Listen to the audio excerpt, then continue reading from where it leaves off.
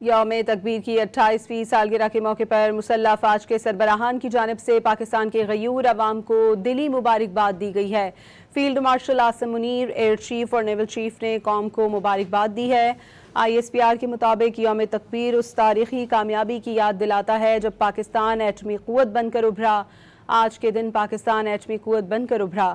کامیاب ایٹمی تجربات سے جنوبی ایشیا میں تصویراتی توازن بحال ہوا۔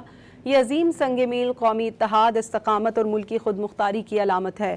یہ دن علاقائی سالمیت اور قومی وقار کے تحفظ کے غیر متزلزل عزم کی علامت ہے۔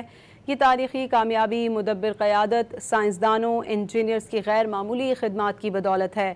یہ کامیابی پاک افواج اور پاکستانی قوم کی قربانیوں کا ثمر ہے۔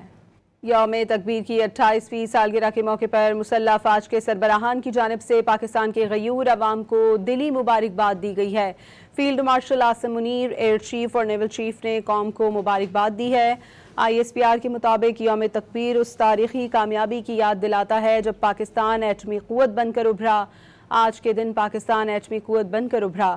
کامیاب ایٹمی تجربات سے جنوبی ایشیا میں تصویراتی توازن بحال ہوا۔ یہ عظیم سنگ میل قومی اتحاد، استقامت اور ملکی خود مختاری کی علامت ہے۔ یہ دن علاقائی سالمیت اور قومی وقار کے تحفظ کے غیر متزلزل عزم کی علامت ہے۔ یہ تاریخی کامیابی مدبر قیادت، سائنسدانوں، انجینئرز کی غیر معمولی خدمات کی بدولت ہے۔